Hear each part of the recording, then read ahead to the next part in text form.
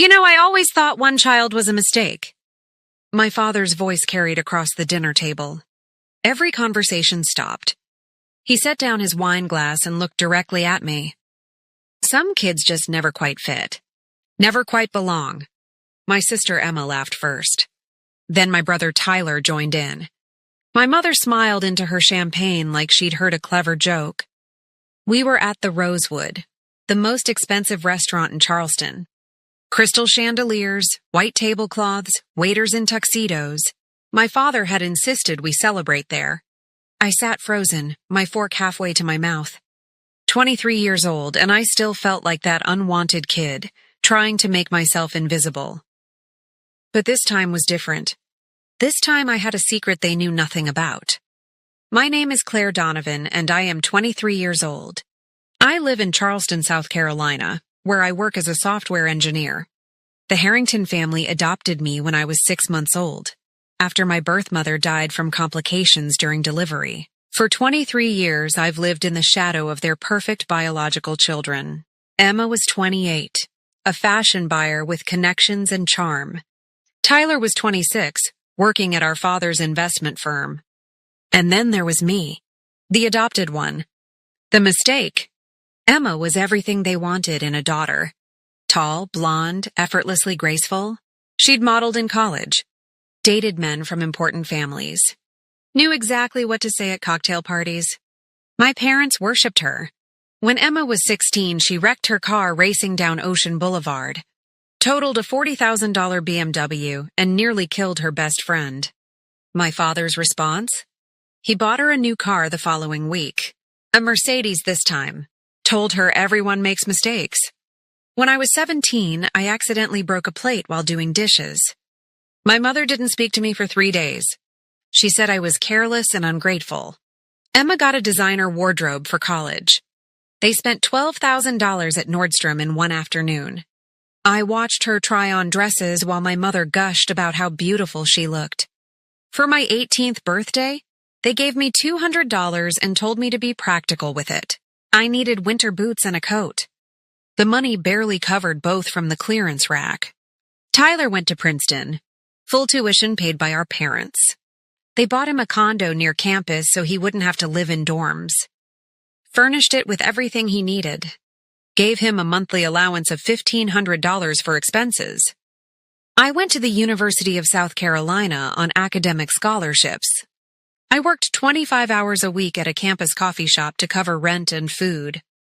When I asked my parents for help buying a laptop for my computer science classes, my father said no. He said it would build character to earn it myself. Tyler's laptop was a top-of-the-line MacBook Pro. They'd bought it for him without him even asking. When Emma got engaged to Preston, a lawyer from a wealthy family, my parents threw an engagement party for 200 people. They rented out a country club, had it catered, spent over $30,000. When I graduated summa cum laude with a degree in computer science, third in my class of 800 students, my mother sent a text. Good job, sweetie. They didn't come to graduation. Emma needed help planning her bridal shower that weekend. The worst part wasn't the money or the favoritism. It was the things they said when they thought I wasn't listening. I was 14 when I heard my mother talking to her sister in the kitchen. Claire is just so different from our real children. Sometimes I forget she's even here. She's just so quiet and plain. I was 19 when my father told Tyler, "Thank God you turned out well." I was worried after we adopted Claire that we'd gotten bad genes in the family. I was 21 when Emma told her friends at Christmas dinner, while I was clearing plates, "My parents only adopted because they thought they couldn't have more kids." Then surprise, they had me and Tyler, poor Claire. Must suck being the practice kid. Everyone laughed, including my parents. I learned to make myself small, to not need anything, to celebrate my achievements alone and bury my hurt deep where they couldn't see it. But something was building inside me. Something that couldn't stay buried much longer. The dinner at the Rosewood was supposed to celebrate Emma's promotion. She'd made senior buyer at the boutique where she worked. $55,000 a year. My father had insisted we all come.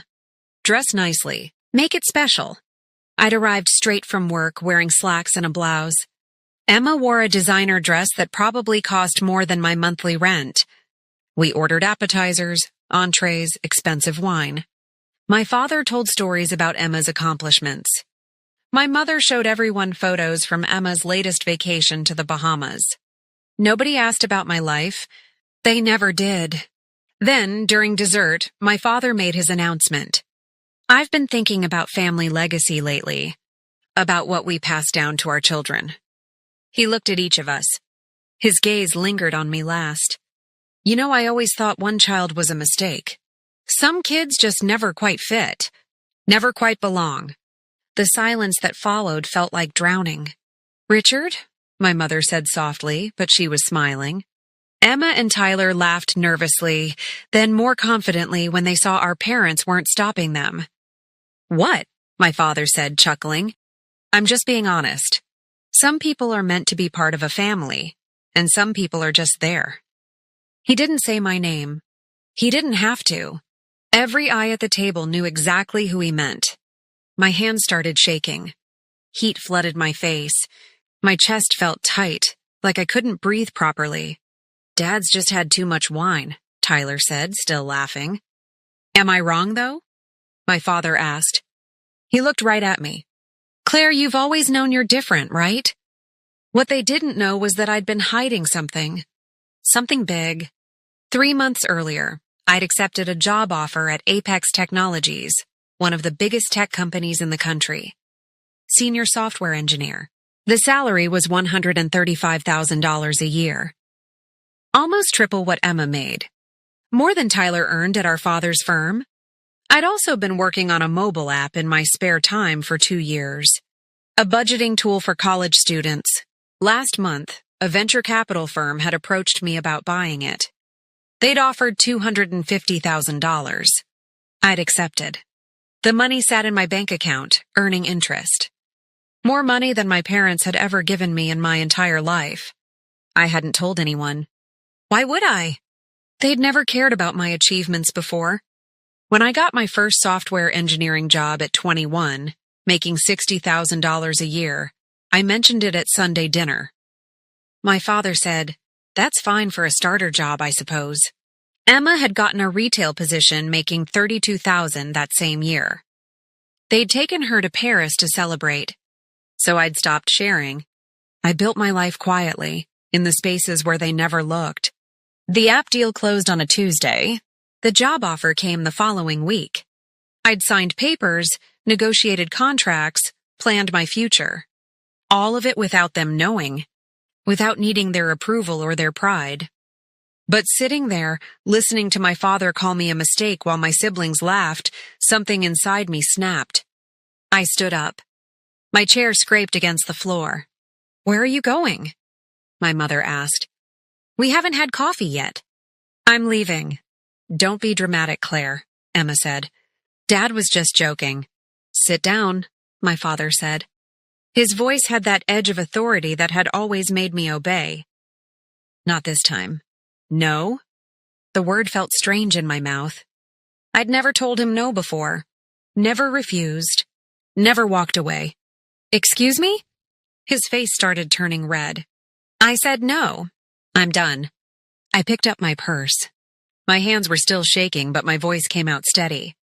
"Claire, you're making a scene," my mother hissed. Around us, other diners were starting to stare. The Harringtons hated scenes. Hated anything that made them look less than perfect. "Good," I said. I walked toward the exit. Behind me, I heard Emma's shocked gasp. Tyler's confused questions. My father's angry voice demanding I come back. I pushed through the heavy wooden doors and stepped into the cool Charleston evening. For the first time in 23 years, I kept walking. By the time I got home to my apartment, my phone was exploding. 56 text messages, 29 missed calls, 11 voicemails. I sat on my couch and watched the notifications pile up. The first messages were confused. Emma said, "What just happened?" "Where did you go?" Mom said, "Claire, call me back. We need to talk about your behavior." Tyler said, "Dude, that was awkward." "You okay?" An hour later, the tone shifted to annoyed. Dad said, "This dramatic exit is unacceptable. You embarrassed the entire family." Emma said, "You're overreacting. We were having a nice dinner and you ruined it." Mom said, "Your father is very upset. You owe him an apology." By midnight, they'd moved to manipulation. Mom said, "I'm worried about you, sweetie. This isn't like you. Are you having some kind of breakdown?" Emma said, "Tyler thinks you might be depressed. Maybe you should see someone. We're concerned." Dad said, "After everything we've done for you, this is how you repay us? With disrespect?" The next morning brought guilt trips. Mom said, "Your father barely slept. You really hurt him with that stunt." Tyler said, "Come on, Claire. Family fights happen. Just apologize and move on." Emma said, "You're tearing this family apart over a joke. Is that what you want?"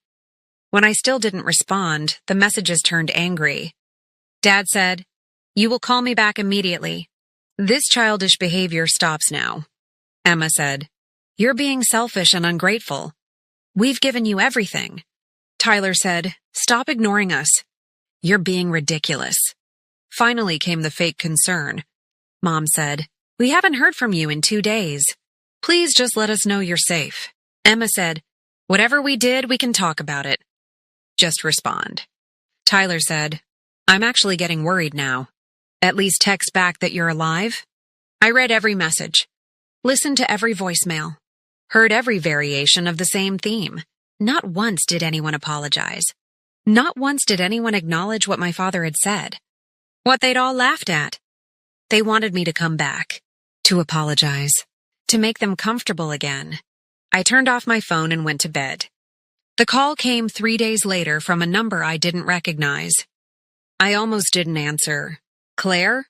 It's Margaret Chen." My breath caught. Margaret Chen was a legendary figure in Charleston society. 82 years old, sharp as a knife, and wealthier than everyone I knew combined. She'd made her fortune in real estate development, owned half the commercial properties downtown. She was also my father's biggest client. "Mrs. Chen, hello. I was at the Rosewood on Saturday night. I saw everything." My stomach dropped. Of course she'd been there. Everyone who was anyone in Charleston went to the Rosewood. "I'm sorry you had to witness that," I said quietly. "Sorry?" Her voice was crisp. "Why would you apologize? You're not the one who should be ashamed." I didn't know what to say. "I've known your family for 30 years, Claire. I've watched how they treat you. I kept hoping they'd change, that they'd see what I see. But Saturday night made it clear. They never will." "What do you see?" The question came out as a whisper. A brilliant young woman who's accomplished more by 23 than her siblings will in their entire lives. A person with integrity and grace who's been treated abominably by people who should have protected her. Tears burned my eyes. "I know about your app sale," she continued. "I know about the Apex job offer. I have connections in the tech industry. Your name came up in conversations." "Oh. I also know you did it all yourself. No family money. No connections. Just pure talent and determination." She paused. "I'm expanding my company into tech real estate. Data centers, tech office parks. I need someone who understands that world. Someone smart, driven, and trustworthy." My heart started pounding. "I want you to come work for me. Vice President of Technology Acquisitions. The salary is $200,000 a year. Plus profit sharing, plus a company car and full benefits." I couldn't breathe. "You don't have to answer now," she said. "But Claire, you deserve to be somewhere you're valued. Remember that." The email from Apex came that same afternoon. Subject line, "Urgent update on offer." I opened it with trembling hands. They'd reviewed my app and my portfolio more thoroughly. They wanted to bring me on not as senior engineer, but as lead developer for their new mobile division. The salary was $185,000. Stock options worth potentially millions. A team of 15 engineers reporting to me. I was 23 years old. I'd be the youngest lead developer in company history. I read the email 4 times to make sure it was real. Then I accepted. The press release went out the next day. Apex announced their new mobile division and featured me as the lead. My LinkedIn exploded. 312 likes. 97 comments. Industry leaders I'd admired for years congratulated me. Former professors shared the announcement. Colleagues from previous jobs reached out. Recruiters started messaging me with even bigger offers. For the first time in my life, I felt truly seen. Not by family, by people who actually understood what I'd accomplished. I knew my parents saw it. My mother was connected to me on LinkedIn. Emma had mutual contacts who definitely told her. Not one of them said a word to me. No congratulations. No acknowledgement. No message at all. The silence was its own answer. What they also didn't know was that I'd been tracking something that would change everything. My grandmother on my birth mother's side had died when I was 2. She'd left a trust fund. Specifically for me, $500,000 to be held until I turned 21. My adoptive parents had been named trustees. They were supposed to use it for my education, my health, my welfare. I'd always wondered why they paid for Emma and Tyler's education but not mine. Why they had money for everyone else but never for me. 3 weeks ago, I'd hired an attorney, Amanda Cross, a family law specialist with a reputation for being ruthless. She'd subpoenaed the trust records. The money was gone. Every penny. Spent over the course of 15 years, Emma's private school tuition, my money. Tyler's Princeton education, my money. The country club memberships, the luxury vacations, Emma's designer wardrobe, my money. They'd stolen $500,000 from me and used it to spoil their biological children. Amanda had all the documentation. Bank records, receipts, transaction histories. An ironclad case. They'll have to pay it back, she'd said. With interest. We're looking at around $1.2 million total. They didn't have it. I knew they didn't. My father's firm was struggling. They'd mortgaged the house twice. They were living on credit and appearances. This would destroy them financially. And I was going to let it happen. The family meeting happened on a Sunday. My mother called it an emergency intervention. They gathered at my parents' house on Bennett Street. The historic home they'd bought with my trust fund money, though they didn't know I knew that yet. I arrived last. Parked my new car on the street. Apex had given me a company car as part of my package. A Tesla Model S Black, pristine, worth over $90,000. I saw Emma staring at it through the window as I walked up. They were all there. Mom, Dad, Emma, Tyler, even Emma's fiancé, Preston. Claire, sit down, my father said. He was using his boardroom voice, the one meant to intimidate. I stayed standing. I'm fine here. We need to talk about your recent behavior, my mother said. Her voice was tight with forced patience. My behavior? You've been ignoring our calls. Refusing to see us. Acting like we've done something wrong, Emma said. Acting, I repeated. This drama needs to stop, my father said. You're part of this family. You don't get to just cut us off? Tyler shifted uncomfortably. Claire, we're worried about you. This isn't like you. What exactly isn't like me? I pulled out my phone. The part where I don't accept being called a mistake? The part where I have self-respect? Don't be dramatic, my mother said. Your father had too much wine. He didn't mean anything by it. He looked right at me when he said it. You all laughed. We were laughing at the awkwardness, Emma said quickly. Not at you. Really? I opened my notes app. I'd been documenting everything for weeks. Should we talk about other awkward moments?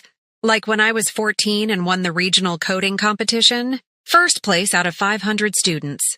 You didn't come to the ceremony. You were at Emma's tennis match.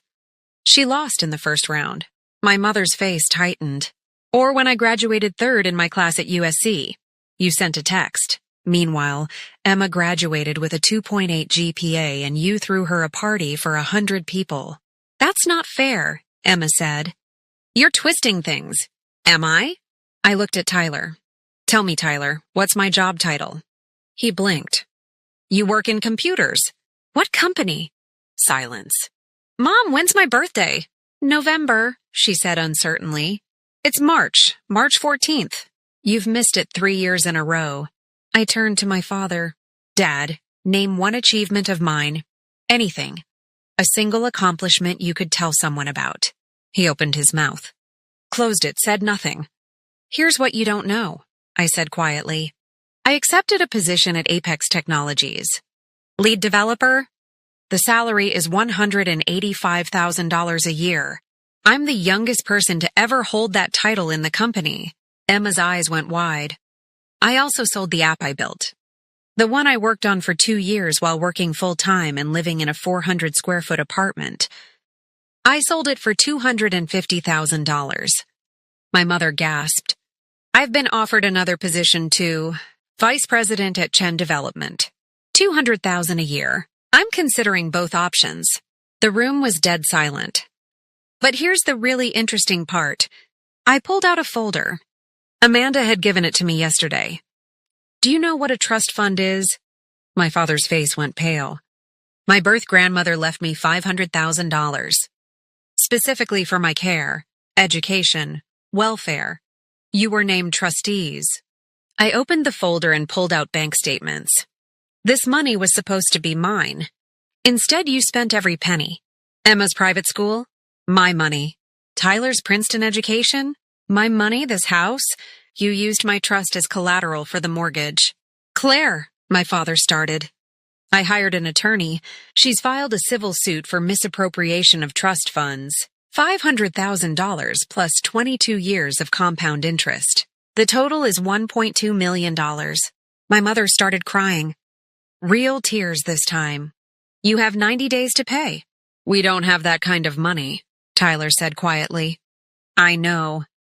I looked at each of them. You'll have to sell everything. The house, the cars, the club memberships, all of it. And even then, you'll probably still be short. Emma stood up, her voice shaking. You can't do this. We're family. Family. The word tasted bitter. Did you think of me as family when you laughed at Dad's joke? When you called me the practice kid? When you spent my inheritance on yourselves? We raised you, my father shouted. We fed you, clothed you, gave you a home. With my money, I shouted back. You were legally obligated to care for me when you adopted me. You don't get credit for meeting the bare minimum, especially when you used my inheritance to spoil your real children. Don't call them that, my mother sobbed. Why not? It's what you've always believed. Your real children. And me, the mistake. The one who never fit. I walked toward the door. Wait, Tyler said. Claire, please. There has to be another way. We can work this out. You had 23 years to work it out. To treat me like I mattered. To love me even a fraction as much as you loved them.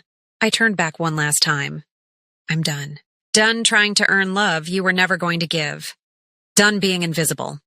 Done being the mistake. Emma was crying now too. Preston looked uncomfortable. My father's face was red with rage and shame. My attorney will be in touch about the settlement. If you try to contact me directly, she'll file harassment charges. I opened the door. Goodbye. I walked out into the Charleston sunshine. Behind me, I heard my mother's sobs.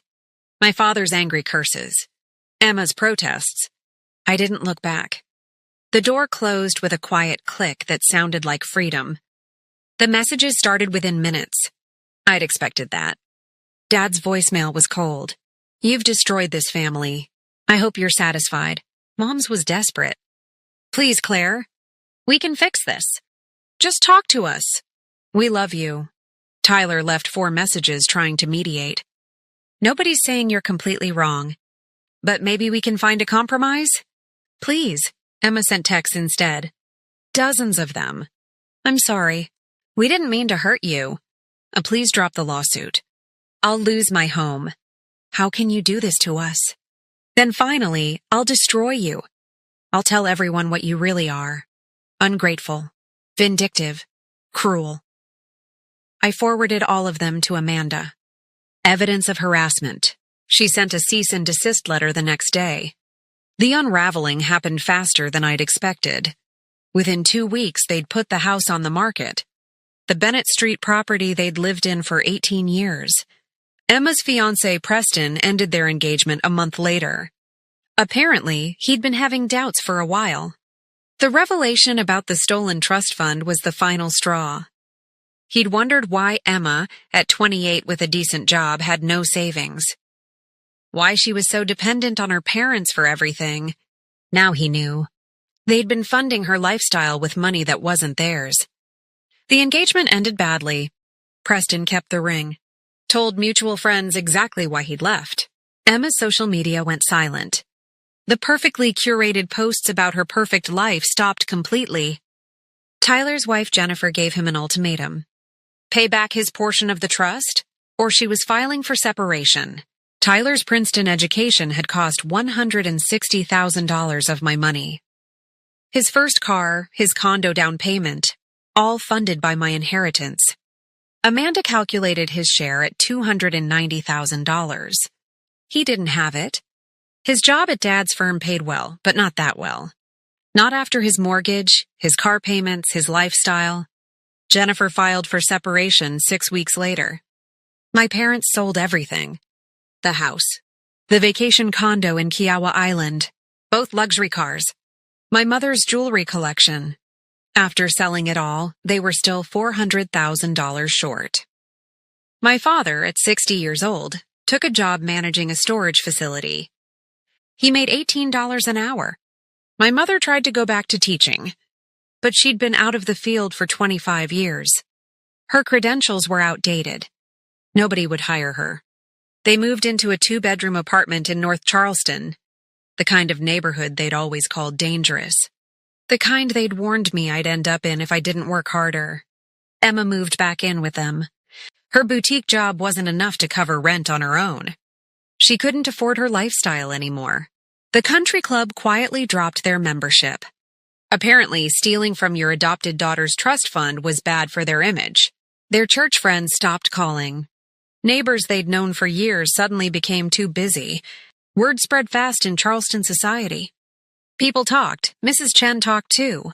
She made sure the right people knew what had happened. Not in a cruel way, just stating facts. The Harringtons had stolen from a child, had spent an orphan's inheritance on themselves. In a city that valued honor and propriety, that was unforgivable. I changed my phone number, changed my email address, blocked them all on social media. I set up automatic payments to Amanda's firm. Let her handle all communication. I built a wall between my old life and my new one, and I didn't feel guilty about it. I started at Apex 3 months after walking out of that family meeting. Corner office on the 14th floor, windows overlooking the Cooper River. My team was incredible. 15 brilliant engineers who respected my ideas and expertise, who treated me like I belonged because I'd earned my place. We launched the mobile division's first app 6 months later.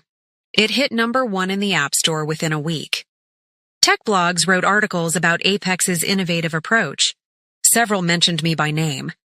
Called me a rising star in mobile development. Forbes did a feature on young tech executives. I was included.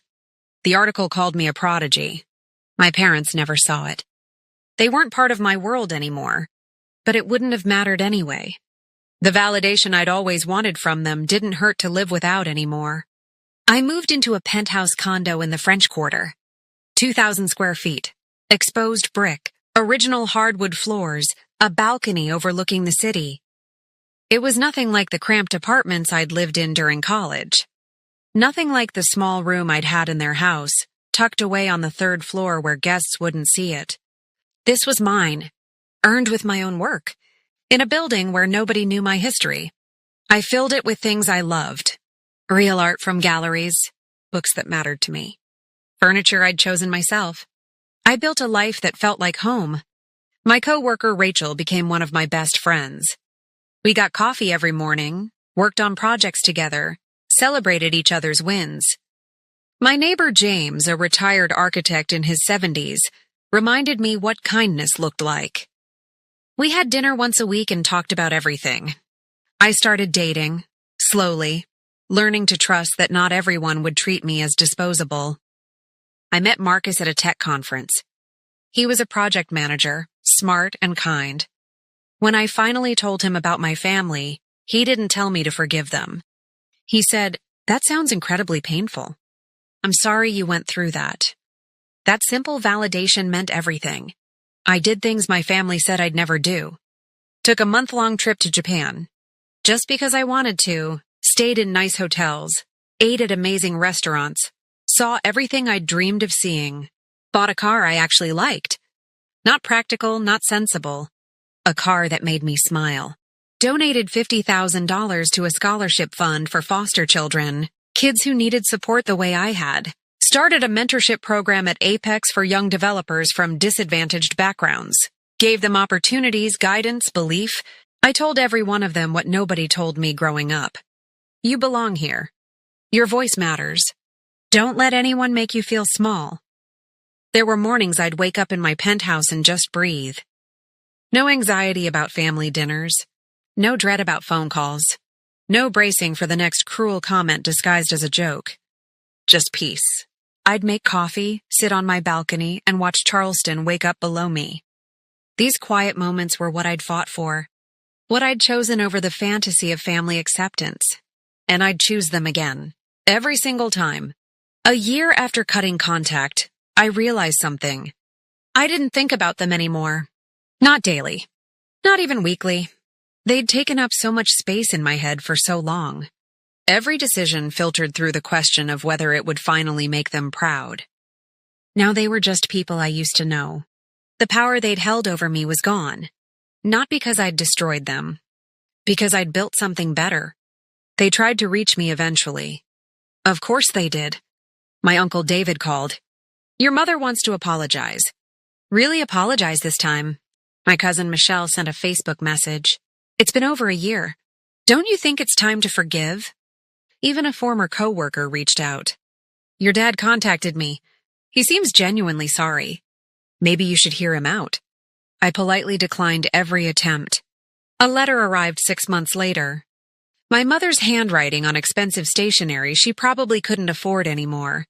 "Dear Claire, I know we made mistakes.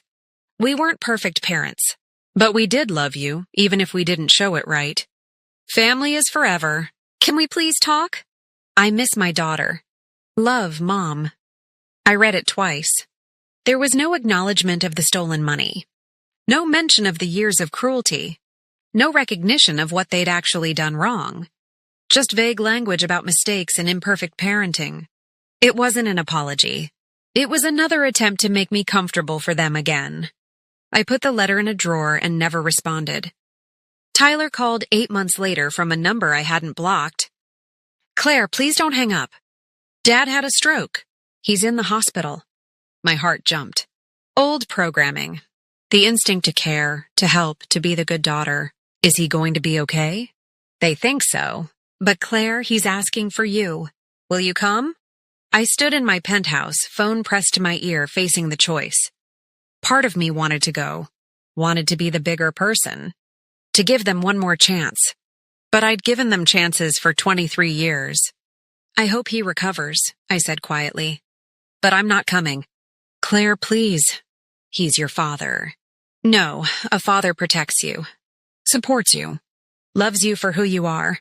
Richard was never that to me." I hung up. My father survived. The messages started again. "He almost died and you couldn't even visit. What kind of person abandons their family?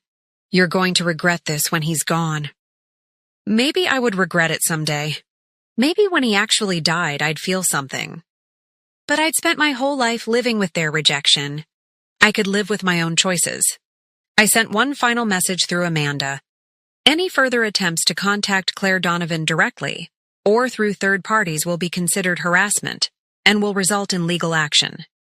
This includes phone calls, emails, letters, social media contact, and messages through mutual acquaintances. This is your final warning. The attempt stopped after that. They'd finally understood.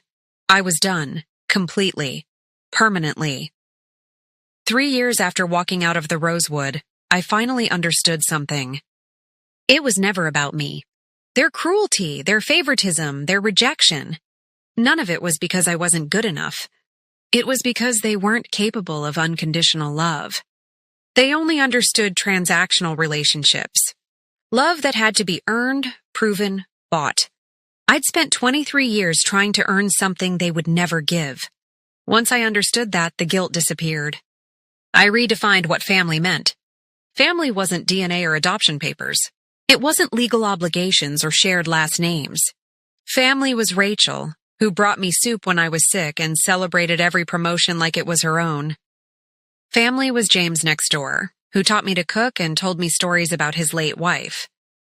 Family was Marcus, who loved me exactly as I was, who never made me feel like I had to earn his affection. Family was my team at Apex, who had my back and pushed me to be better. Family was chosen, built on mutual respect and genuine care. Blood didn't make you family. Behavior did. I won't pretend it didn't hurt. There were moments I missed the fantasy of what I thought we could be. But I never missed the reality. The constant criticism, the comparisons, the feeling of never being enough. Freedom came with a price, but it was a price I was willing to pay. People ask if I got revenge. The truth is, I didn't destroy them. Their own choices did that. They stole money that wasn't theirs. They treated a child with cruelty. They faced consequences. My revenge, if you can call it that, was simpler. I built a life so full, so successful, so genuinely happy that they became irrelevant. I stopped needing their approval, stopped caring what they thought, stopped defining myself by their rejection. The best revenge wasn't watching them suffer. It was building something so beautiful they could never touch it. I'm 26 years old now. I wake up in a home I love, go to a job where I'm valued, spend time with people who actually see me. I look in the mirror and see someone strong, someone who survived, someone who chose herself when it mattered most. The scared little girl who just wanted to be loved is still in there somewhere. But she's not afraid anymore. She's free. Thank you for listening to this story on Revenge Post Within. If this resonated with you, if you've ever had to choose yourself over people who refuse to see your worth, you know how much courage that takes. Hit the like button, share this with someone who needs to hear they're not alone, and subscribe to Revenge Post Within for more stories about finding your voice, setting boundaries, and discovering that sometimes walking away is the bravest thing you can do.